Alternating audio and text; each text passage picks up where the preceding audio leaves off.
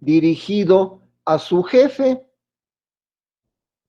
Su jefe, obviamente, como persona soberbia acostumbrado a mandar, no le hizo caso.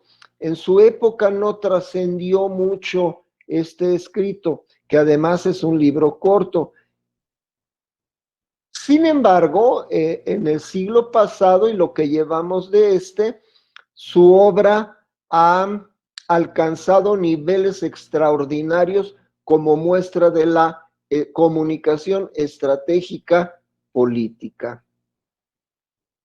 No es solo un estratega, sino que es un comunicador. El que ven enseguida hacia la izquierda, con todas las corcholatas del mundo, y eso que puse una fotografía en donde no muestra todo el medallero que portaba. Fue un gran estratega militar, pero también un comunicador con su tropa, con su gente. Y lo pongo como efecto de mostrar que así como lo vimos ayer con Escipión, con Publio Escipión, Publio Cornelio Escipio, él tuvo una gran comunicación con sus tropas, fue un gran líder, un gran guía de tropas, pero en la política le fue muy mal. ¿Y saben por qué? Porque tuvo el grave problema que tienen muchos triunfadores en su ramo. Sujob, Rommel, Patton, tuvieron un grave problema: ser los mejores en su momento. Y el poder político los hundió. El poder político los desterró y los mató a los tres, a final de cuentas. Sujob fue el que triunfó sobre las tropas alemanas, tanto en Leningrado como en Stalingrado. Participó en el desfile de la victoria en 1945, pero ya en el primer aniversario, Stalin, terriblemente envidioso de él, lo desterró y lo mandó a comandar un pequeño regimiento perdido en la estepa rusa. Regresó como secretario de la defensa, pero nuevamente no logró hacer clic. Y ustedes me podrían decir, bueno, pues entonces fracasó. No, porque su objetivo no era ser político. Regreso a Dupeirón, su objetivo era ser un líder militar. Finalmente tenemos a este señor greñudito de barbas largas, que fue el gran agente de publicidad. Yo creo, ingenieros, que fue el maestro de la publicidad. Él logró hacer de eh, un perseguido político, de un hombre de origen paupérrimo, de un hombre cuya única misión en la vida fue el dar amor, lo logró hacer un rock star. Él se llamaba Pablo de Tarso o Saulo de Tarso. Él es el que construyó la gran leyenda que hizo de los seguidores de Jesús de Nazaret, una gran religión que actualmente es seguida por la cuarta parte del mundo moderno.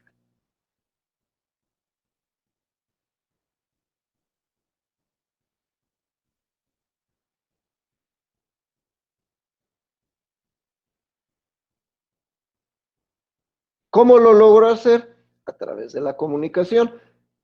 No había WhatsApp, no había Twitter, ni siquiera correo electrónico.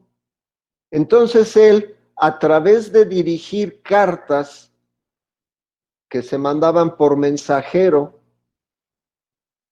a las ciudades donde él hacía su labor o apostolado, como le llaman en el medio religioso, logró convencer a esas personas en lugares tan lejanos como el Asia Menor y como Roma,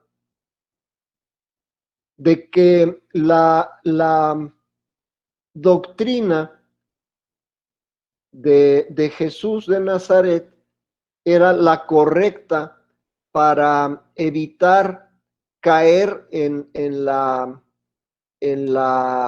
molicie, en la desidia, en los vicios que él fue quien empezó a llamarles pecado. No solo eso, sino que siendo el pueblo judío, él no era judío, él era romano, era ciudadano de Roma, eh, siendo los judíos tan elitistas y cerrados social y religiosamente, los judíos, al igual que algunas sectas cristianas, no permiten que su gente se case con gente de otro país o de otra religión. Los japoneses también lo acostumbran así. Empezó a ser una doctrina que ahora llamaríamos inclusiva. Él empezó a meter en sus grupos a personas que no eran judías y entonces empezó a evangelizar a pueblos tan disímbolos como los del Asia Menor, los de la zona de Grecia, los de la zona de Roma, y así de una asociación de carácter religioso o filosófico, como le quieran llamar, que hubiera sido así de chiquita, se convirtió en una central internacional, un corporativo internacional de carácter religioso. Ellos han sido muestra del genio de la comunicación estratégica. Hace algunas semanas, cuando recién empezábamos el semestre, uno de sus compañeros del grupo de cuarto me preguntó, oiga, ¿y por qué no incluye a los mexicanos? No hay mayor problema, aquí están. Tenemos grandes estrategas mexicanos. ¿Y por qué no incluye a Cuauhtémoc? ¿Y por qué no incluye a Moctezuma? ¿Y por qué no a Ilhuicamina o a Tezosomoc o a estas cosas? Porque estos son los que tenemos más cercanos. Además, todos ellos han sido grandes incomprendidos de la historia de México. La historia oficial de nuestro país únicamente nos habla de mártires, únicamente nos habla de derrotas. ¿Por qué? Porque cuando se empieza a gestionar esta historia oficial de nuestro país, es alrededor de los años 30 del siglo pasado, cuando el partido en el poder estaba preparando su estrategia, hablando de estrategas, su estrategia para apoderarse de las mentes de los mexicanos, mantenerlas bajo una ideología ultranacionalista en la que todo lo externo era enemigos y en la que el sufrimiento era elemento fundamental de la presunta gloria de nuestro país. Si ustedes se ponen a revisar los libros de historia que tuvieron durante su primaria y su secundaria, de historia de México, desde luego, se encontrarán con esto. Y es que ustedes como yo somos fruto de toda esa evangelización política del partido en el poder, del Partido Revolucionario Institucional. Y entonces seguimos siéndolo, muy selectivos. Según el héroe del presidente en el momento, entonces son los grandes héroes de México. Ejemplo, el actual se hace incluso la idea de ser la reencarnación de Benito Juárez. En Palacio Nacional, él duerme en la cama que fue de Juárez, en la recámara que fue de Juárez, y entonces ahorita todo es Juárez. En mujeres todo es Leona Vicario. ¿Quiénes son bueno, ahorita no los grandes enemigos? Los presidentes anteriores, pues, ¿quién fue Morelos? ¿Quién fue Cuauhtémoc? ¿Quién fue Hidalgo? Alguno de todos nuestros héroes patrios. Y así cada 6 años se reescribe la historia, pero siempre conservando a enemigos muy claros. ¿Quiénes son nuestros enemigos? Pues nuestros enemigos son todos aquellos que no se parecen a nosotros. Nos quejamos de los judíos, de los nazis, de los norteamericanos, y decimos que nos discriminan, pero nosotros somos exactamente igual, nada más que al revés. No sé si con ustedes comentaba ayer que a mí me tocó sufrir discriminación al revés, porque yo era el único güero de mi salón, entonces me iba como en feria. Bueno, pues así somos México, dan de cuenta que así somos México. Todo lo que no se parezca a nosotros, todo lo que no vaya con esa ideología de derrota, son nuestros enemigos. Todos estos personajes que ven ustedes aquí, en su momento, fueron lo mejor de lo mejor que tuvo México, pero cayeron en la desgracia de enfrentarse con el poder político. ¿A quiénes reconocen de aquí,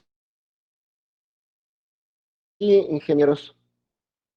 A Guadalupe Victoria, a, Uh-huh. a Morelos, a Agustín de Pancho Iturbide. Villa. Pancho Villa. Uh-huh. El bigotón, no sé, no estoy seguro quién sea. Bueno, ¿cuál de todos, verdad? Sí, claro. El bigotón de abajo de la izquierda. Sí, tiene. él es el general Felipe Ángeles. Ah, ok. Y creo que ya son todos, ¿no?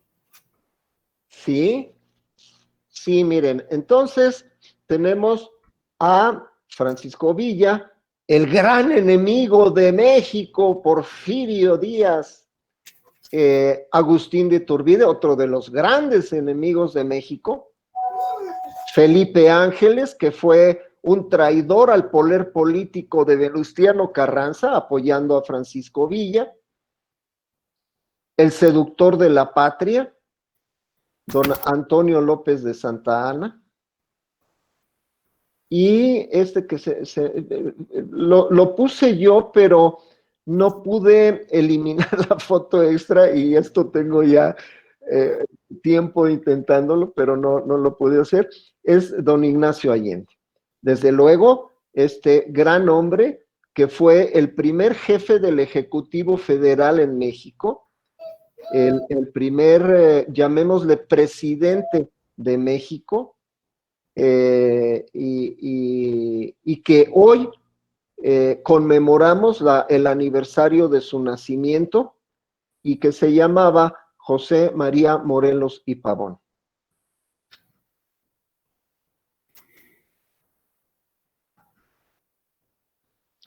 Todos ellos tienen un origen común, además de ser mexicanos.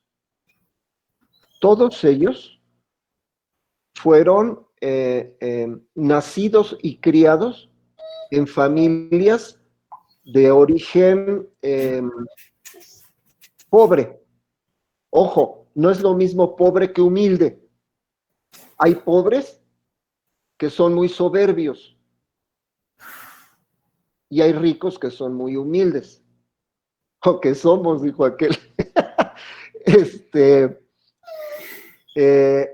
Todos ellos tuvieron un origen que les hubiera hecho, al igual que a Benito Juárez, nada más que él es el gran triunfador, a Juárez le debemos todo, Juárez hizo la independencia, Juárez hizo la reforma, Juárez hizo la revolución, Juárez hizo todo, México es Juárez. Todos ellos nacieron en lugares alejados del centro de la República. Bueno, Agustín de Iturbide pudiera ser que no tanto. Su familia era de mediana fortuna, llamémosle lo que ahora está como gran enemigo del gobierno, que es la clase media. Don Ignacio Allende, de clase media baja. Don José Antonio López de Santana o Antonio López de Santana, también de un origen campesino o campirano. Don Felipe Ángeles igual. Francisco Villa, no se diga. Nació en un lugar que ni a rancho llegaba. Si ustedes checan mis publicaciones de Platicando la Historia, en alguna de ellas podrán ver la casita donde nació. Porfirio Díaz, contrario a lo que nos han enseñado los historiadores oficiales de México, ni era blanco, ni era fifí, ni era ricachón. Él era un mestizo de indio mixteca. Su madre era india mixteca, su padre era un comerciante español que tenía una tiendita así chiquita.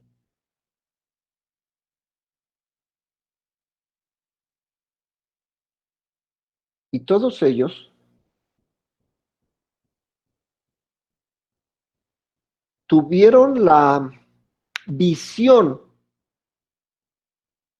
de llegar a obtener un objetivo o una meta más bien. Obviamente, a lo mejor en la situación que estamos viviendo actualmente, pues no creemos en eso porque nos han enseñado que la patria no existe, que es mejor creer en las ideologías doctrinarias de la política, de lo que tú quieras y mandes. Tanto el neoliberalismo como el marxismo-leninismo están hasta la olla porque retiran completamente la personalidad de cada individuo. Ellos no creyeron en eso. Dos grandes enemigos de México. Otro gran enemigo de México. Vamos explicándonos.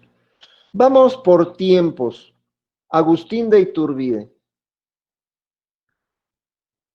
Fue un traidor. A ver, espérame tantito. ¿Quién fue el que firmó el Tratado de Córdoba o los tratados de Córdoba que le dan independencia a México? Agustín de Iturbide.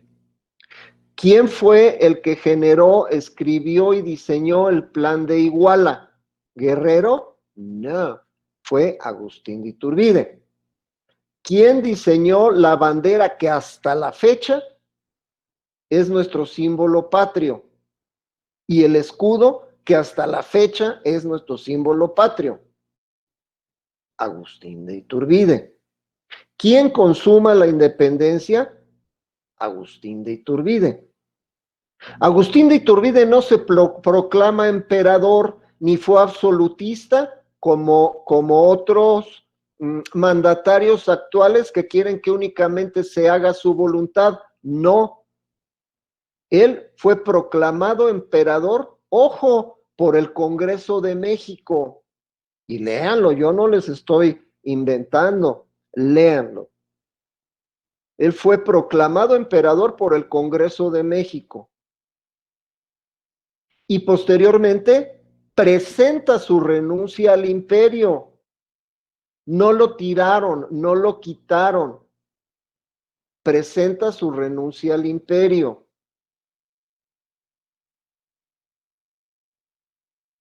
Se va desterrado a Italia, regresa con la idea de ayudar a México a solventar los graves problemas políticos porque los líderes mexicanos se dedicaban única y exclusivamente a matarse unos con otros.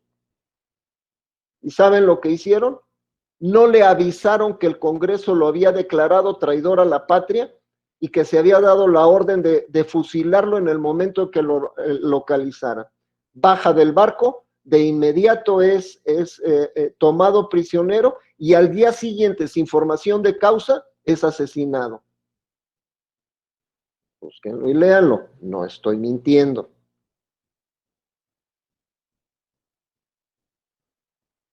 Porfirio Díaz.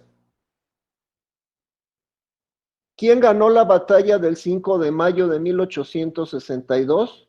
¿Fue Zaragoza? No, Zaragoza estaba encamado, enfermo de tifo. Quien logra, desobedeciendo las órdenes de Jesús González Ortega y de Zaragoza, vencer a los franceses, es Porfirio Díaz.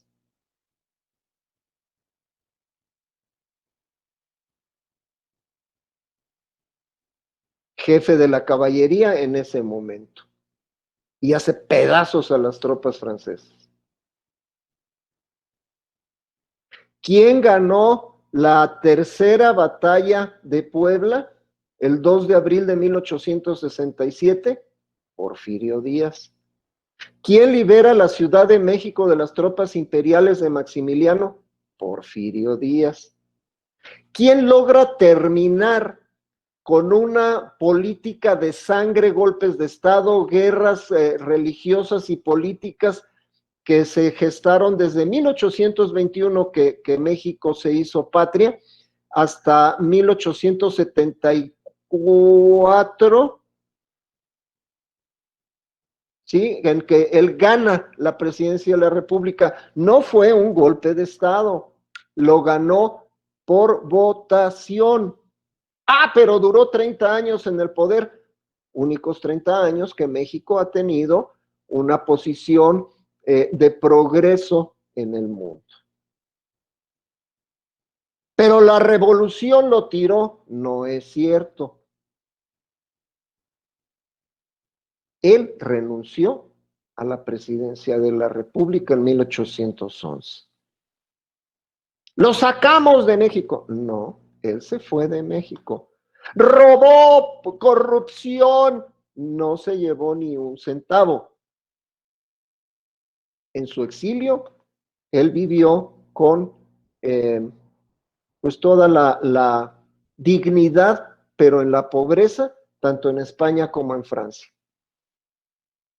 Léanlo, búsquenlo, obviamente no en sus libros de texto. ¿Qué logró hacer él? Unificar a México como un poder político, económico en paz. Otro estratega, Francisco Villa,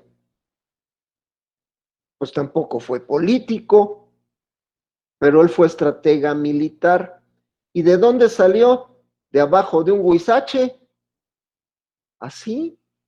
¿Dónde aprendió? Pues pensando,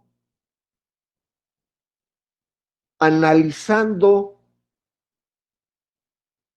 Les recomiendo que lean las descripciones, también las pueden encontrar en los artículos que he publicado, de las grandes batallas de Villa, Torreón, Zacatecas, Ciudad Juárez.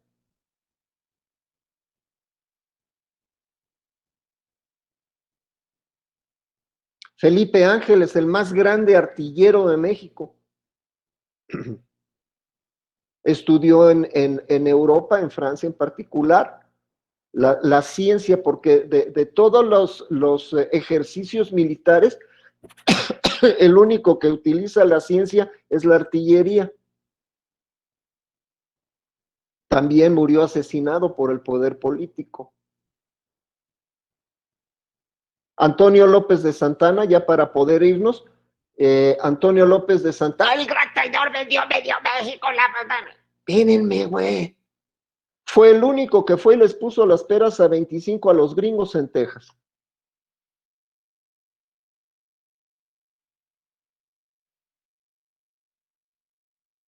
Pero vendió media patria. No es cierto. Si bien él era presidente de la República, cuando México pierde la guerra o se rinde en la guerra con los Estados Unidos, él ya no era presidente cuando se firman los tratados de Guadalupe Hidalgo el 2 de febrero de 1848 en la ciudad de Querétaro. Fue don Manuel de la Peña y Peña, el presidente de la República en ese momento, y que a cambio recibió 15 millones de pesos oro.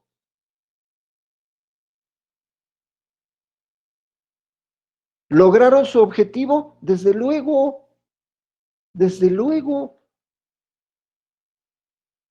Su objetivo era ser líderes de su gente. Tenían un objetivo fijo y seguro y lo lograron.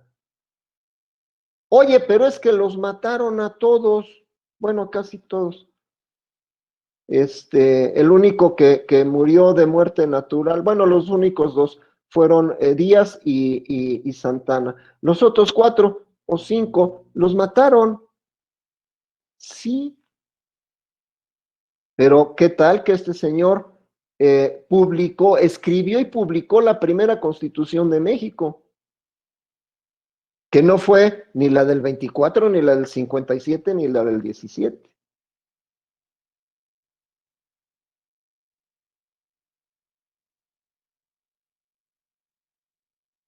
Escribió aquel grandísimo documento que se llama Los Sentimientos de la Nación, que el supuesto presidente actual dijo que los había escrito Guerrero. No los escribió Guerrero, los escribió Morelos.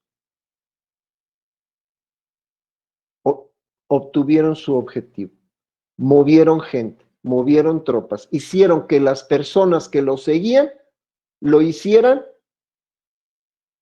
a riesgo de su vida, a riesgo de su fortuna poca o mucha, pasando hambres inenarrables, como en el caso del sitio de Cuautla de Morelos,